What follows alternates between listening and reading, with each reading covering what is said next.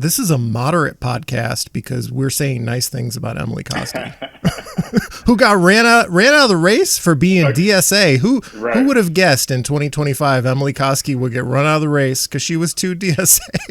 Again, rich assholes. Rich assholes have no compunction about like facts. It's just like, what do we need to make sure we get our? And those are the people who were attacking her. You know, these PACs, they're made up of people who are like, you know, you are either 100% with us or we will come after you.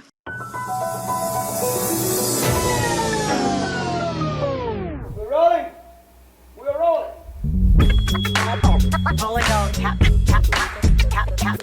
This is a real thing. Real thing.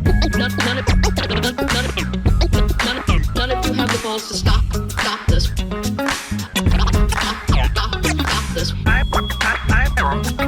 I've got plenty of time. I have nothing else going on today. We're in the Wedge neighborhood right now.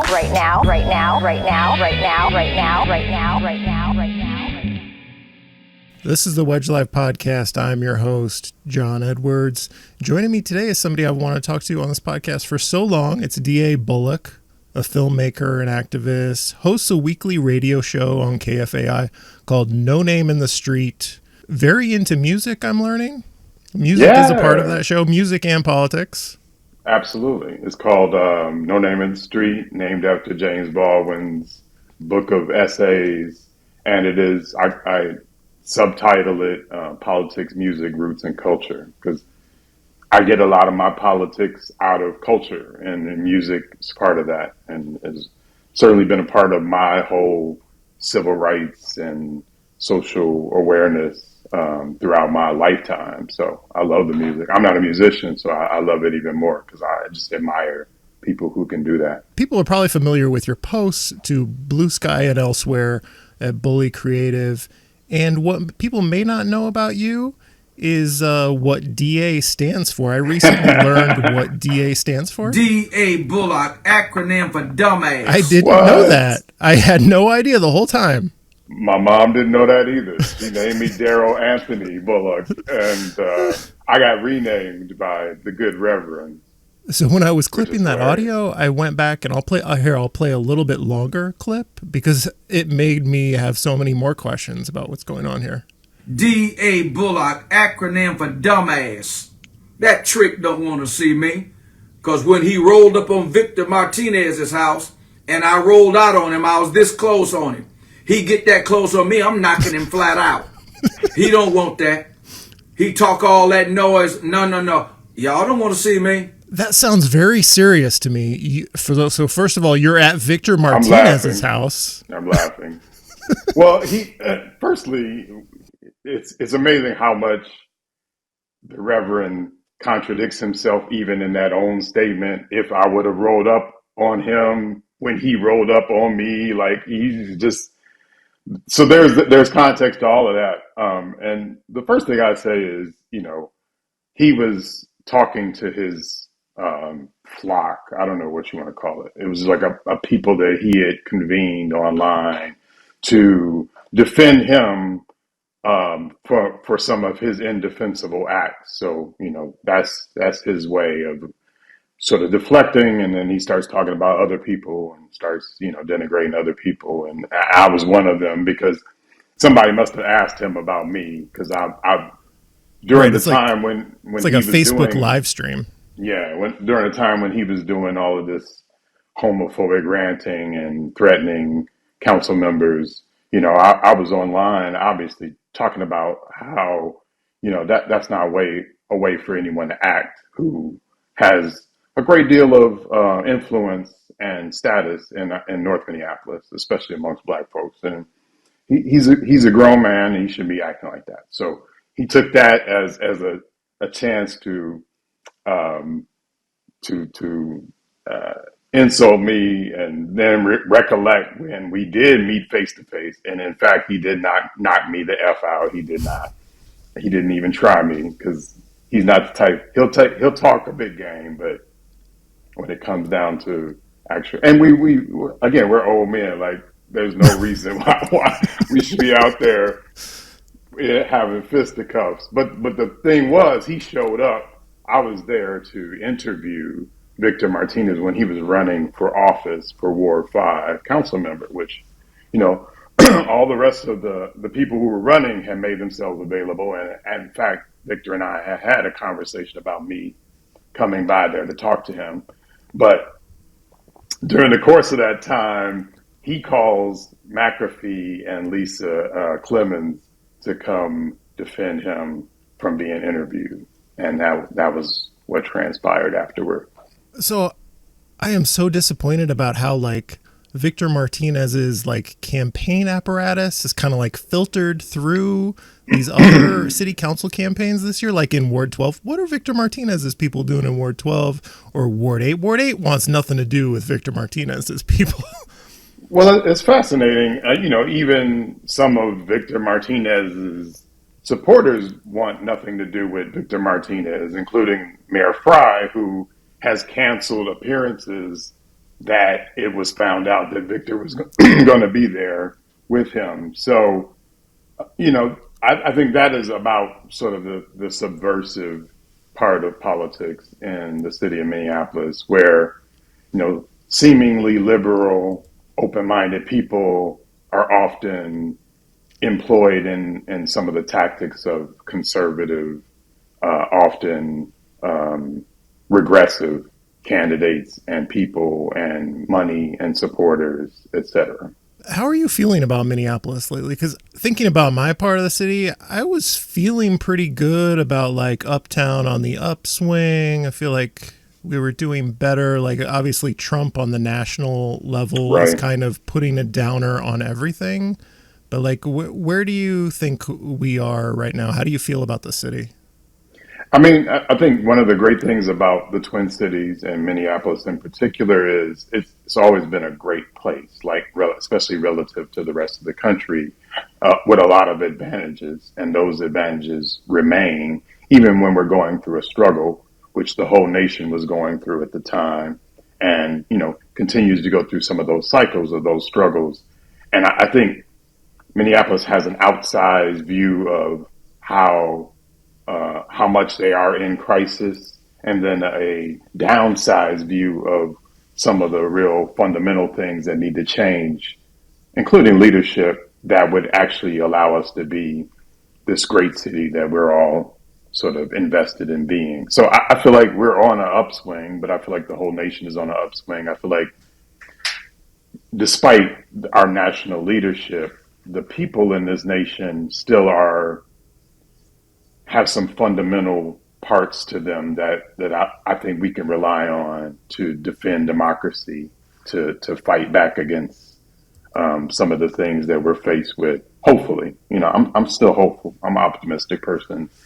You wouldn't know that from my post, but I am. Why are you such a downer online?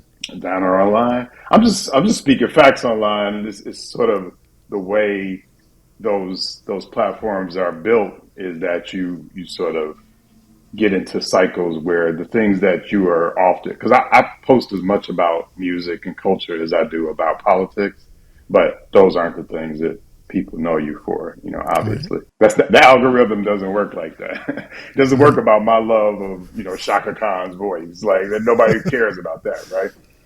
So it's been 5 years since George Floyd was murdered. I feel so old, so tired. Absolutely. What's your assessment of where we are in that direction? Like policing, public safety, crime politics? Do you feel like we have made progress? Well, I'll answer it like this. We are 32 million, more than $32 million poorer as based on these fake PTSD settlements that we've given out to over 200 former MPD officers. We're $70 million in the hole for abuse and misconduct settlements that we've had to pay out as a self-insured city.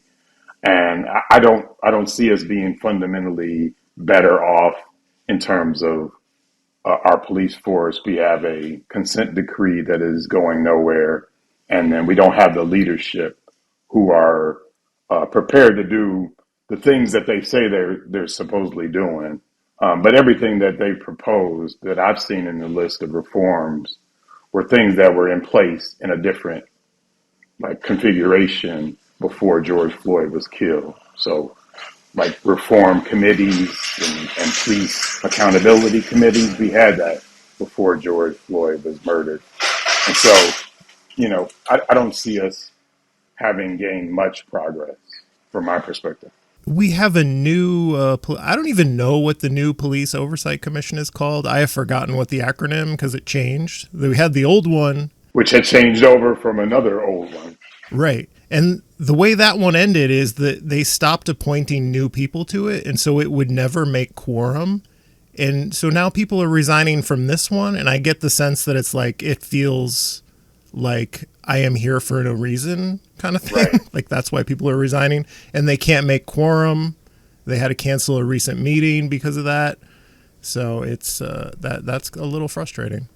Well, what's unfortunate about police reform in general, and especially in this city, is the people themselves have a good faith belief in it. Like they actually want to believe that it can be reformed. So they get involved. They get on these commissions and things like that. But then the cynical politics and leadership sort of dilutes that. We see the same thing with the Office of Community Safety, whatever we call that now. Like when a politician appoints like political patronage people to be in charge of these things, because they don't necessarily care about whether they work or not.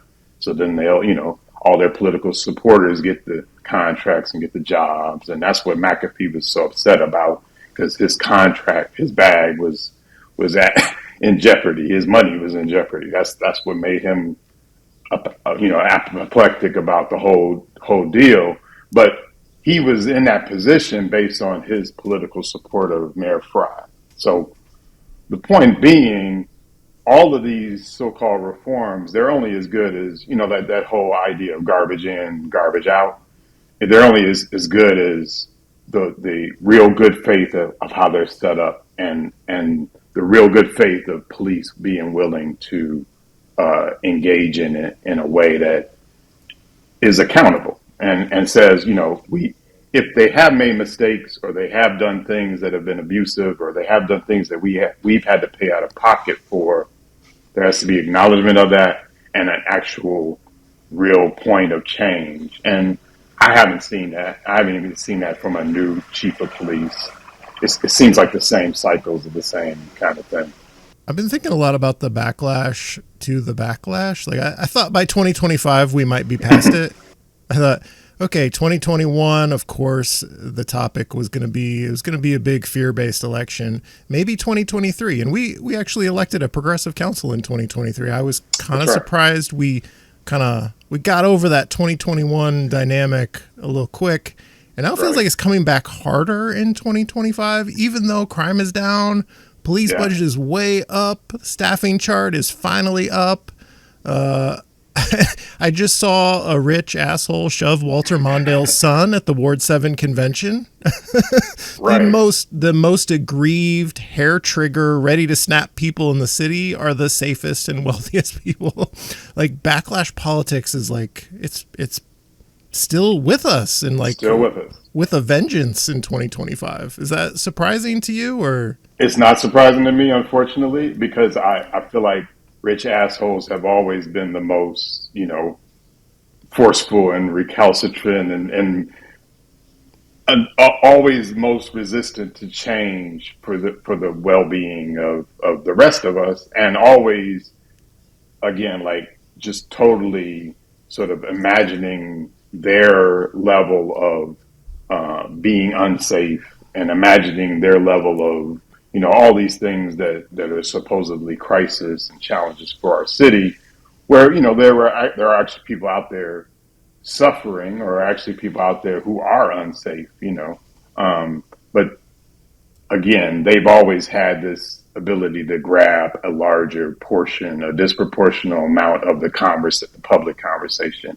And I believe it's because, they feed into police budgets, but police feed into their sort of the propaganda they need in order to propagate their political aims. And their political aims are mostly about We would need a handful of people who we trust as rich assholes to run this city. We don't need to hear from young people. We don't need to hear from these leftists. We don't need to hear from all these activists. We don't need to hear from people who are talking about reform, as long as MPD does the job that we want them to do, which is protect my property, make sure my property values stay high, make sure those people that I'm afraid of for whatever reason stay on that side of the city and are relegated to that sort of geography. And as long as those things are intact, then they are like, yes, this is what we pay for, and we pay. So we are the arbiters of what is public safety. Do you have any thoughts about the mayoral candidates? Do you have one that you like yet? I like Fateh and I like DeWayne. Sorry for using their colloquial name. Maybe I should be more official. And I like parts about Koski's campaign too. And unfortunately, we don't have that candidate anymore. But I definitely like Fateh's focus on workers and labor and the things that made up the labor part of the DFL party that we often forget about, that there is a term about labor and work and workers and valuing workers. And I love the work he's done in the legislature, protecting rideshare workers. I think that's important work because it's leading work. It's work that you look for in a leader. And I'm always looking for visionaries and being leaders. And I like the vision of Davis as well about how to bring the city back together and how to truly listen to people and work with people. And I like that kind of outsider into politics, because I think we've done enough politics as usual. This is a moderate podcast because we're saying nice things about Emily Koski, who got ran out of the race for being DSA. Who would have guessed in 2025 Emily Koski would get run out of the race because she was too DSA? Again, rich assholes. Rich assholes have no compunction about like facts. It's just like, what do we need to make sure we get our. And those are the people who are attacking her. You know, these PACs, they're made up of people who are like, you know, you are either 100% with us or we will come after you. And so they try to paint her as DSA. She's nothing of that, which to her detriment, in my opinion, you know, again, but that's just my opinion. But I did appreciate her ability, which I thought she was going to do, is to go after, run a campaign about competence, because I think we don't talk about the competence in our leadership enough in the mayor's office. And we have a fairly incompetent and a list of, you know, things that would show that and kind of prove that. You don't have to take my opinion as law. But we've seen a fair amount of incompetence out of this mayor's administration and office in a number of issues. Here's how low my standards were coming in. I just wanted someone who was willing to work with the council, and she was willing to work with the council. Like, great relationships, it appeared. Right. Didn't change her voting record or her positions much, but like she was working with them, and like you said, competence. And the backlash to her simply because she was in opposition to Mayor Frey this year was incredible. I would think other people would see the incompetence and be hungry for a change from someone who ideologically is not that far off from Frey. Right. You would think so, because if you're a bottom line kind of person and you want, you know, the quote unquote the buses to run on time, or you want, you know, the development to truly you know, energize the city's tax base and you know, do all the things that people who call themselves pragmatic say that they're about, then competence should be your number one issue. And that was one of my top issues, and why I would have ranked Koski. I may not have ranked her first, but I would have ranked her, certainly. This year we have a mayoral PAC. We have two. One of them is chaired by a Republican donor, funded by some Republican donors, managed by Frey's 2021 campaign manager, and fomenting Motley crew. fomenting a DSA purge. All the conventions I go to, either somebody's handing me anti-DSA lit, or a guy in Ward 7 gets up to defend the Republican delegate who was in attendance. Right. And in a different convention, they're like purging 50 plus Wansley supporters from the DFL convention so that they can try to get her opponent endorsed. I mean, it's extraordinary in a time where we are seeing the effects of conservatism writ large, Project 2025 writ large, seeing all the effects of this denigration of any idea outside of like stark conservatism. And we're seeing it, play out, and it's leaning into authoritarianism. And yet and still we have people in the city who are trying to run that playbook against a DSA, which is only a collection of mostly younger people who have an idea about sharing, being egalitarian, sort of spreading the wealth.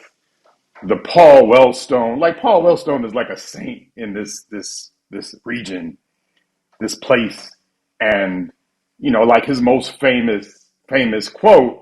Like that is being denigrated in the face of this denigration of DSA, which I think is really silly, and it's also it speaks to lack of leadership again. Like we have a leadership void, and it's unfortunate that we keep reelecting some of these people who play right into this cynical thing. Let me see if I can get the Paul Wellstone quote correctly. You correct me if I'm wrong. Yeah. We all do better when it stays the same for me. That's the Paul Wellbucks, or the Paul Daddy Wellbucks version of it. Yeah. My friend made a bunch of stickers that said that, Yeah. and I would post them. I posted a few of them in Ward 7 just for fun. Right.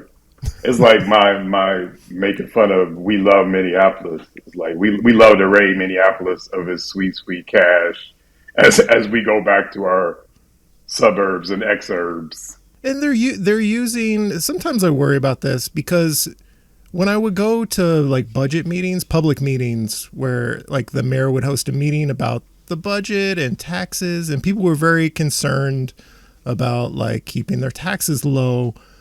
And policing wasn't even on people's radar, even in Southwest. It wasn't the typical urban thing where the privileged white people were very concerned about crime in Minneapolis. Right. And now it is a constant concern.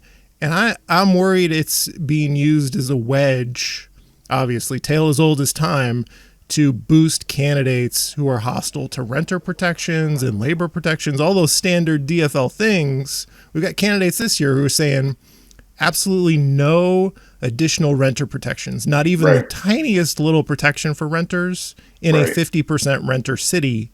Are you concerned about the wedge aspect? How do we like beat that back? Absolutely, I'm concerned about it because I feel like a conservative politic is always going to use every opportunity. They're like opportunistic across the board, right? So they will use like a fear-based campaign to wedge into every other issue, right? Like, and then we'll bring in people that we think we would consider to be liberal or moderate or whatever, to sort of be the fuel or the voice of that campaigning. So it's a very dangerous thing, and it's a very slippery slope for us to lose all our values entirely and be, a majority liberal democratic city run by Republicans and the Charter Commission, right?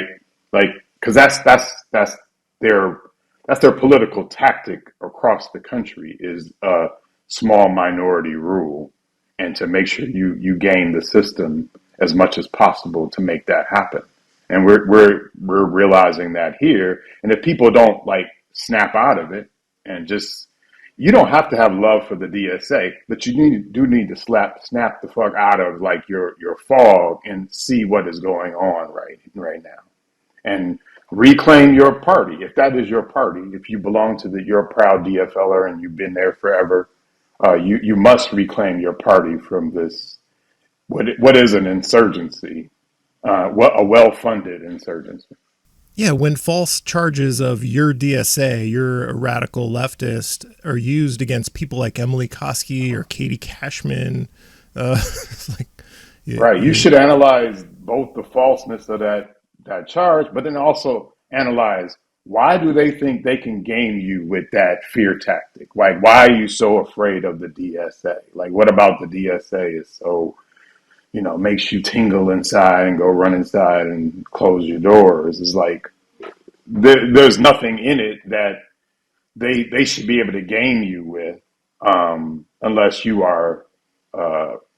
It resonates with you somewhere. So that's another like sort of internal question we got to ask ourselves is like, why do these fear tactics work on me if they work on you? Right. Do you have thoughts on any city council awards, candidates, anything you'd like to say about that? Well, I probably got a lot of different thoughts. My thought goes to Soren Stevenson in Ward 8, even though I'm not a Ward 8 resident. And the reason being, I think it sort of typifies what I was talking about a lack of leadership, because it plays into the mayoral race. I'm just really like shocked like that we're not having more conversation about Soren. And so Soren lost eyesight based on police abuse from MPD. MPD officer Benjamin Bauer, shot him in the face. 3 weeks earlier, had shot another young person, 19-year-old Ethan Marks, I believe his name was, in the face, and traumatic brain injury, et cetera, et cetera. From my understanding, Benjamin Bauer he was a SWAT officer at the time, so they are supposed to be the most highly trained officers in our city. My understanding, Benjamin Bauer is still on MPD, is still part of MPD. And the idea that we're not talking about that, the idea that the mayor has not mentioned this person by name or what he plans to do in terms of, and the case, the disciplinary case is still open, which is another like symbol of just how much folly that is. This whole like idea that we're gonna really do discipline right now. We have a current person in MPD that you could say, well, what's going to happen with Benjamin Bauer? He shot. We have a candidate running for office, city council, who he shot in the face, assaulted. He wasn't charged. He wasn't fired. The mayor has never uttered his name or anything about the case itself. Like, if that's not a lack of leadership, if that's not a lack of competency, the chief of police then is walking around hawking a book, doing a PR tour, talking about how he was advancing justice. And he has no answer to, well, why didn't you intervene? Why didn't you fire this guy? He shot two people.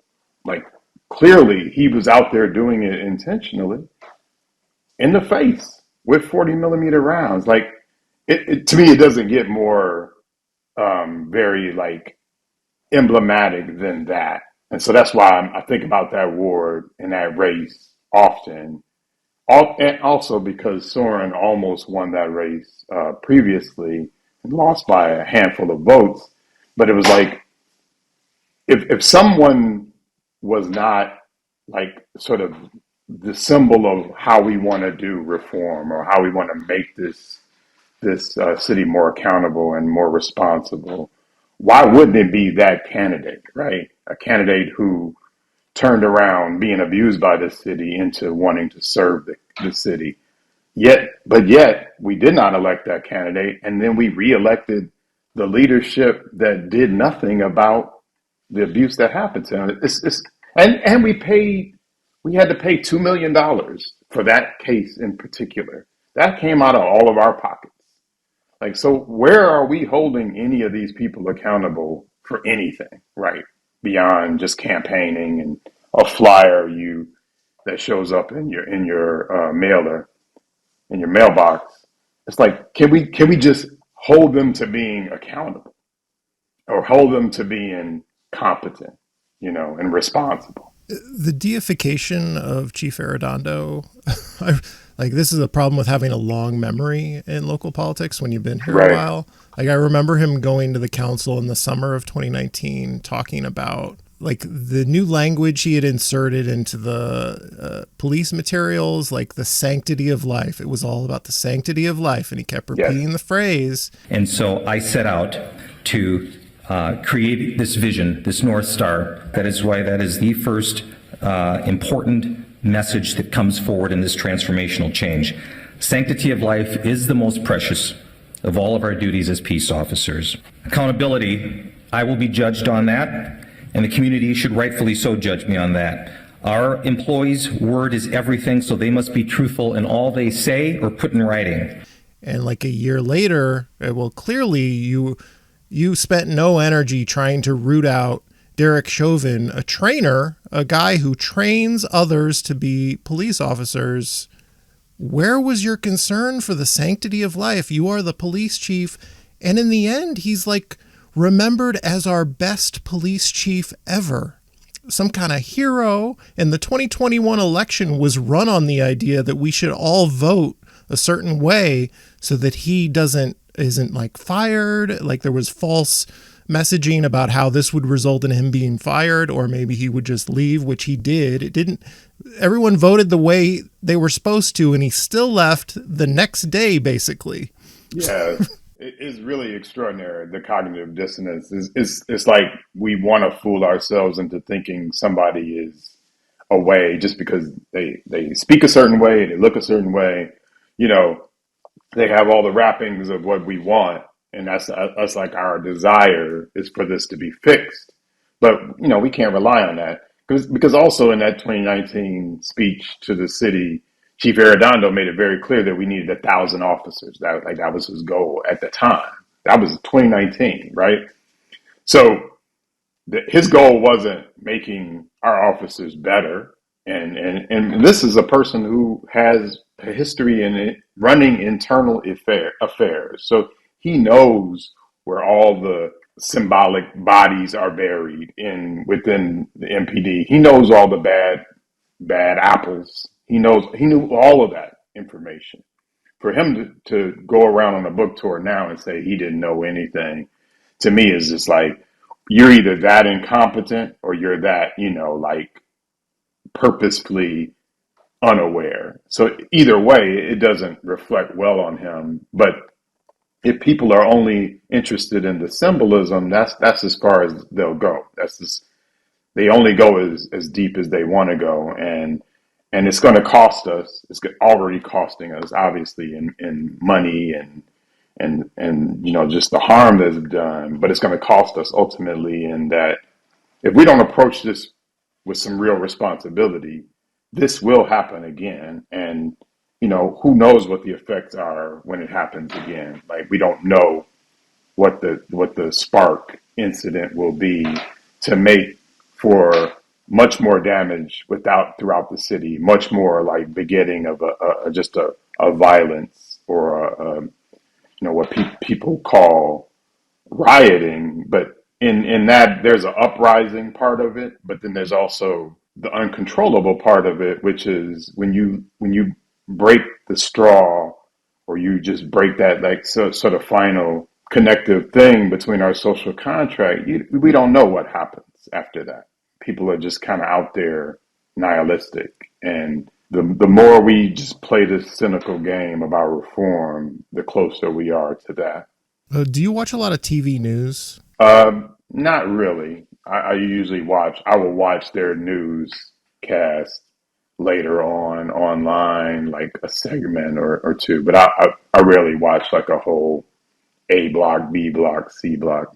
I get the clips on YouTube, so I watch YouTube on my TV, and I'm subscribed to all the channels and watch a lot of YouTube. So I've become like a student of local TV news, and like we'll do 2 minutes. The reporter has never covered this story before. It's their first time talking about it. No fault of theirs, because TV news, that's what TV news is like. But so I get irritated a lot by the local news, and I wonder what irritates you about the local news? I mean, it's propaganda. It's just being the city that we're in, we should have a local news that is somewhat skeptical about police reports. We should obviously not take them as a one source alone. It should be corroborated by other sources. We should also be questioning their motives behind. We had this the police chief was out, just guns blazing about the bandit of Tesla. Like he made a big deal about arresting this person who had damaged some Teslas, right? Like, nobody, they were doing this reporting, like salivating over this reporting about, and it's getting picked up, national news outlets, the New York Post, et cetera, et cetera. And nobody's questioning, like, Chief, why are you so adamant about arresting this one person for what is a petty crime of property damage? Like, what's the purpose of all of this, like, pomp and circumstance around it? Like you all had just arrested some kind of serial killer or something, and especially in the light of how they did nothing of the sort for Davis Mutari, who was actually being physically threatened by his neighbor, and they provided him no protection and no ability to swoop in and be the savior. So they saved Teslas potentially, but they did nothing to save Davis Mutari. And, so nobody asked that in the local press. And it's like, those are the type of disappointing things that are like, we need the press to serve their function that they are supposed to serve in this country, which is like the fourth estate. They're supposed to be the person who speaks truth to power, ask them questions, and are not worried about their access and going on a ride along with the chief of police. It's like, you're not there to serve as their PR department. You're there to serve as the press. Yeah, the contrast with Davis Muturi and the Tesla thing was devastating. It really is, and I sometimes I make light of it, like gallows humor type stuff, but it is sad. It's like that man was begging for some help and they basically ignored him. And then it comes out later on that the chief was like, well, you all told me that this was handled. That was the low level of importance he placed on it. And, the whole image of him ignoring Andrea Jenkins and she's, rolling behind him, trying to talk to him as an elected official, someone we elected to have some accountability and some oversight on him. And he's walking away from her like she's nobody. He shouldn't walk away from any constituent like that, but just that was like also striking. It's like a person who represents the ward where George Floyd was murdered by your police officers. Like, none of that clicked in his mind. Like, because he's like sort of oblivious to it. He thinks his main focus and goal is to go out and champion the police department and then intimidate anybody who would call him into question. That's to me how I've seen him play out his job, and never be accountable for. He wasn't accountable for hiring Timberlake. He passed the buck on that.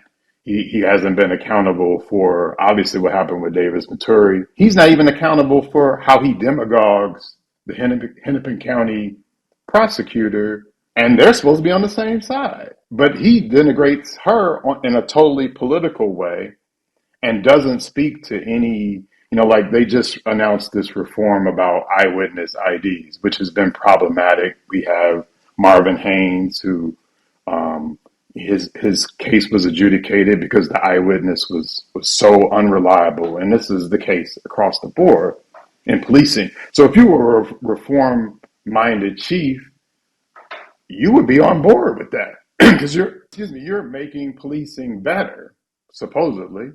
But he's nowhere to be found when it comes to championing so-called reforms. I'm just highly skeptical about Chief O'Hare and his boss, clearly.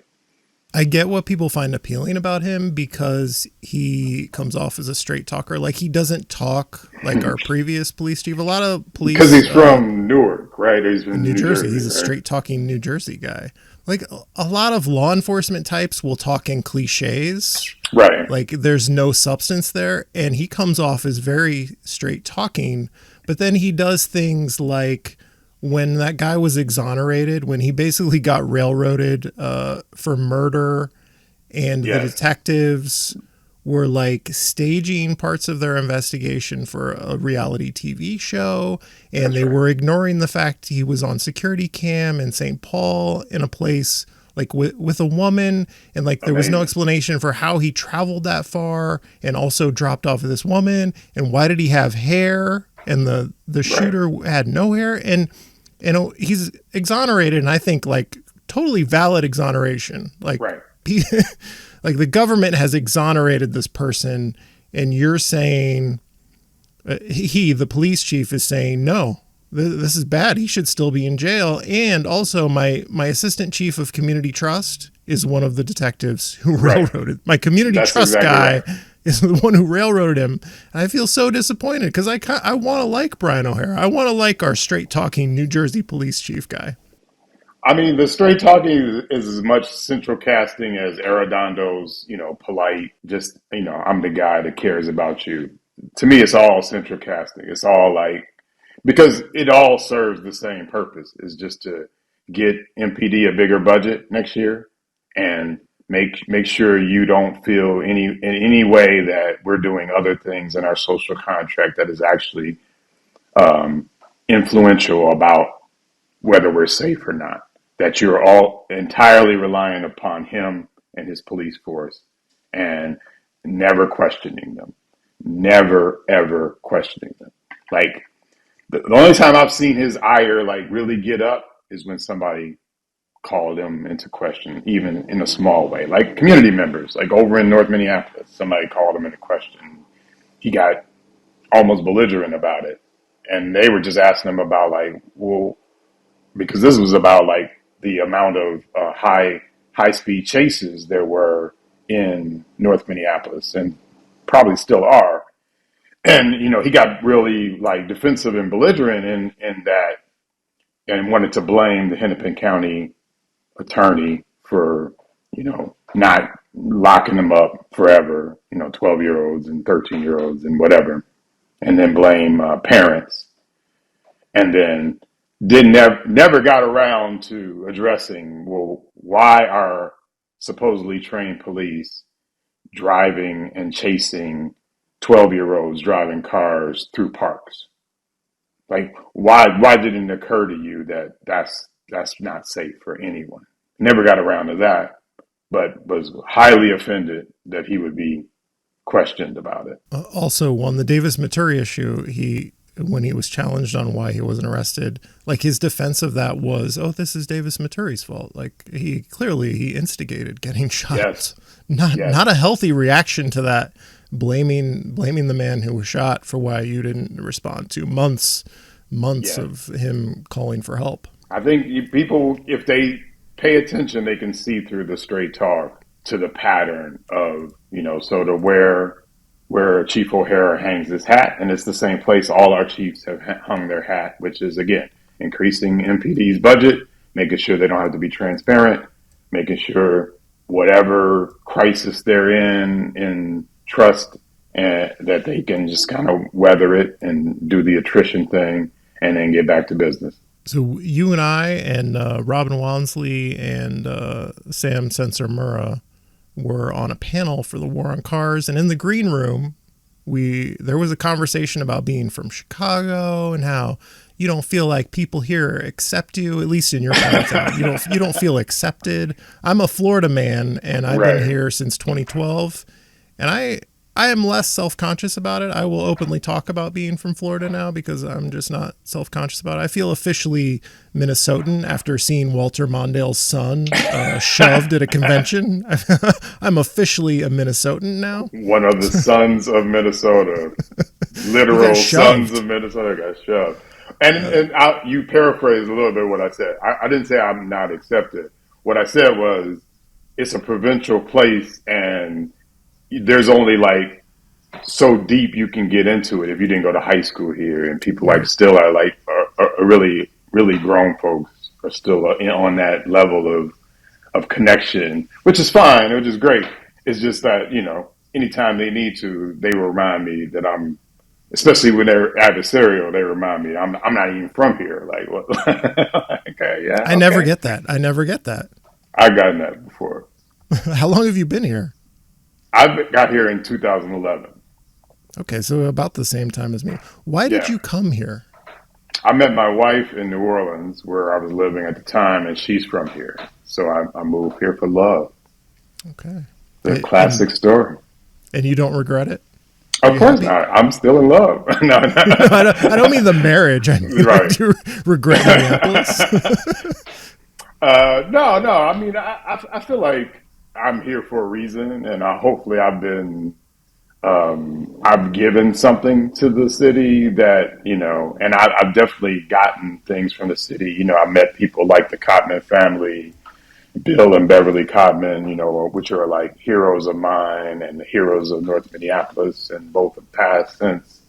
And I've been able to be in a artist co-op at Juxtaposition Arts. So things like that are like invaluable and just, have changed my life, and I wouldn't change that for anything. And by and large, Minneapolis is a great, wonderful place, and it has such great potential. That's probably why I fight for it so hard and want it to be. I don't want some petty politician, in charge of a great potential of a city. I don't want some petty, person in charge of our great parks, or group of persons in charge of our great parks. Because we do have great parks that could be accessible to everyone. I don't want the Mississippi River being handled by people who are only in charge of their, or in pursuit of their own, like, sort of advancement, or the advancement of people that they know or that they're connected to. I want everybody to have access to the great Mississippi River. It's a beautiful thing. Were you political in other places that you've lived, like local politics? Somewhat. I think it's just different here because of the set of circumstances. My political sort of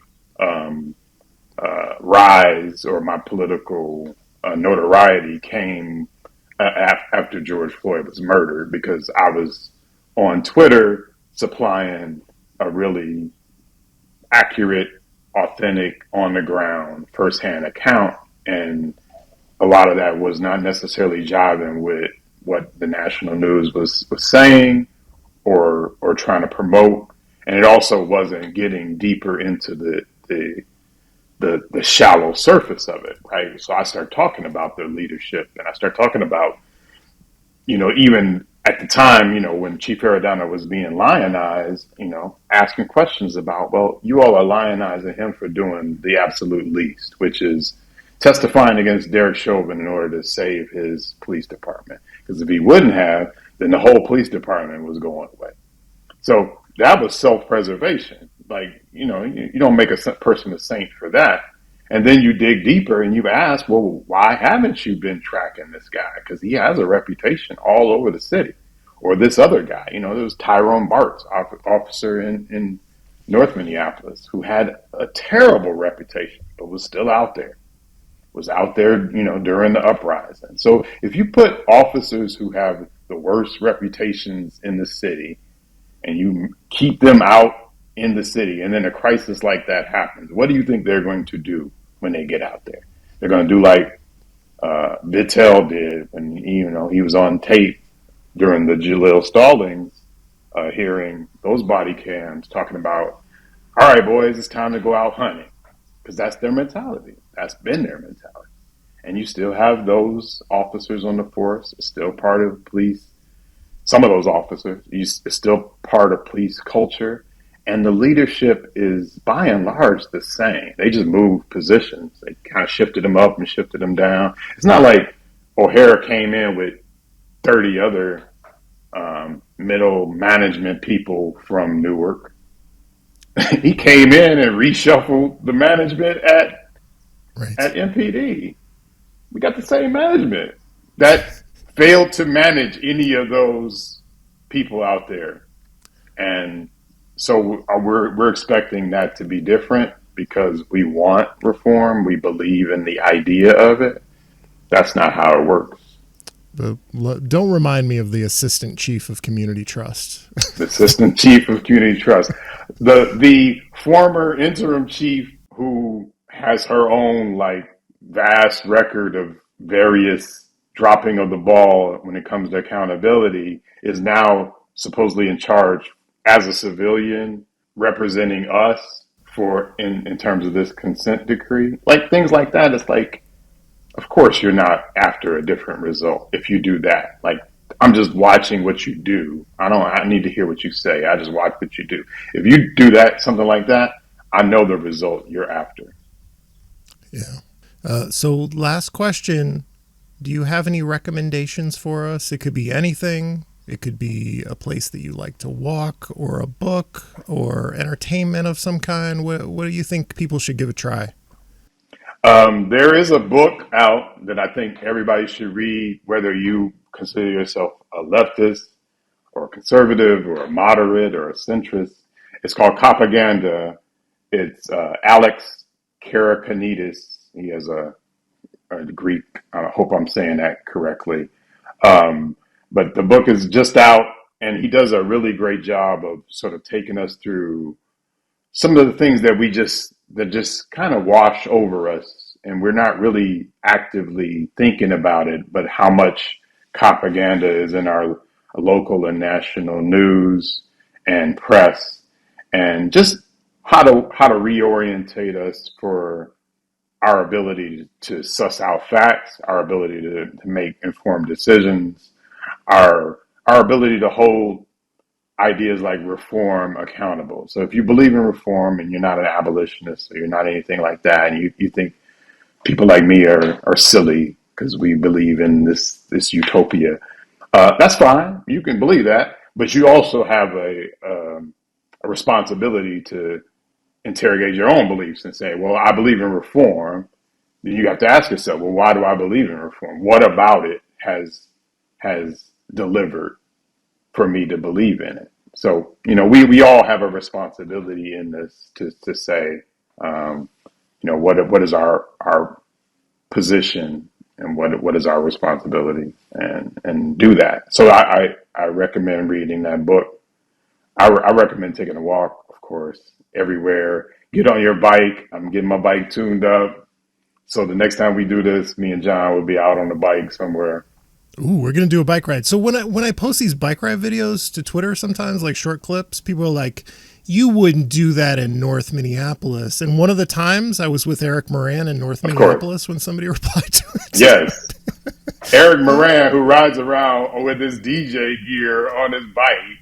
He's safe enough to ride around North Minneapolis with DJ gear, but yet some joker in Anoka is telling you can't ride your bike in North Minneapolis. It amazes me the number of people online who are just like, their whole existence is about like having opinions about Minneapolis. They are very invested in it. They are very invested in, I remember some guy invested in telling me that George Floyd Square was a no-go zone as I was standing in George Floyd Square. But he didn't know I was standing in George Floyd Square because I was standing by the Baha'i Center, which is a beautiful, just peaceful place. Right. And if you have never been down there, you wouldn't know, Baha'is were going back and forth all throughout the uprising, unharmed, unscathed. But again, like, it's easy enough if that resonates with people, it's easy enough to paint a picture of something, and it just confirms your bias. So that's why people have to really challenge themselves to be like, why do I believe this no-named character on on the interwebs? Right. So plan the route for our bike ride episode. We'll do that. Yeah. We'll go a little further north too, because I know a lot of people go near north. Plymouth, that's a nice bike route, but we'll go a little further north, like Shingle Creek. That's a nice parkway. I do that with my kids. And thank you, D.A. Bullock, for having this conversation. Cool. Thank you. I appreciate it. I'm glad we got a chance to do it, and I apologize for my tardiness in doing it, but this has been a pleasure. Yeah, that's okay. And I'm glad that we could reveal to our audience what DA stands for. D.A. Bullock, acronym for dumbass. He didn't even bring the flair to it. I thought he was going to bring more flair to it. It was like, come on, man. You a wordsmith. You can do better than that. Do you play that clip on your radio show? I do not. It should be like the intro to your... Put some music under it. Yeah. Do a mashup of it. No, I try not to pay much attention to Reverend McAfee on my show because I'm doing joy and all these other things and love, and I'm not doing conflict and old men fighting on the lawn, on Victor Martinez's lawn. I don't do that. I don't know. If somebody was making fun of, if a notable figure, local figure was making fun of my name, I would play that clip all the time. I just talk about like who's the real dumbass, the person who, fumbled their bag, that the money they had from the state because they had to get their ego out there and yelling at people, and he had that in the bag and just fumbled it away because he had to let his ego ride out. Well, thank you, D.A. Bullock. This has been the Wedge Live podcast. I'm your host, John Edwards. Thank you for listening. This is a real thing. Real thing. None of you have the balls to stop this. Stop this. I've got plenty of time. I have nothing else going on today. We're in the Wedge neighborhood right now.